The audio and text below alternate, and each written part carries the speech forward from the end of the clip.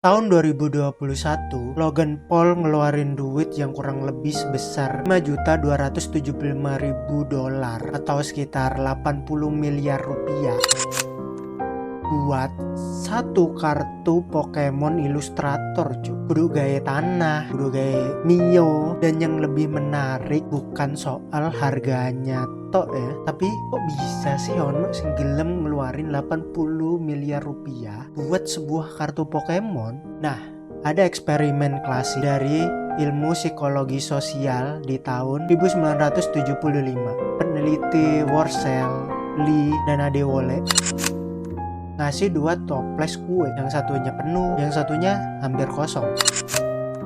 Kuenya sama-sama, persis, identik, rasanya sama, harganya juga sama. Tapi orang-orang yang diuji coba iki konsisten menilai kuenya dari toples yang hampir kosong ini disebut sebagai lebih enak dan lebih berharga. Padahal yo podo-podo kue nih. Dan ini yang disebut sebagai scarcity effect.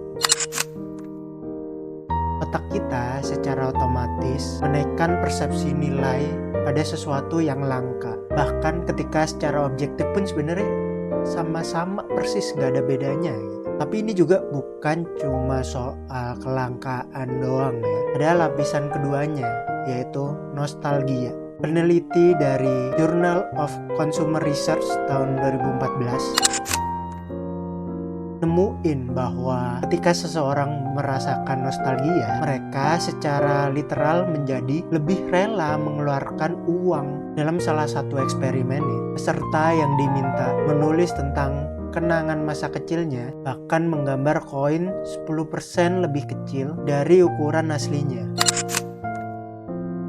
Ini jadi tanda bahwa uang terasa kurang penting bila nostalgia itu aktif. Sebelum 2020 nih kolektor-kolektor kartu Pokemon ini sebenarnya udah ada, cuma masih dalam komunitas-komunitas yang kecil. Lalu kemudian pandemi datang. Nah, YouTuber kayak Logan Paul tadi mulailah membuka booster pack di depan jutaan penonton di YouTube-nya.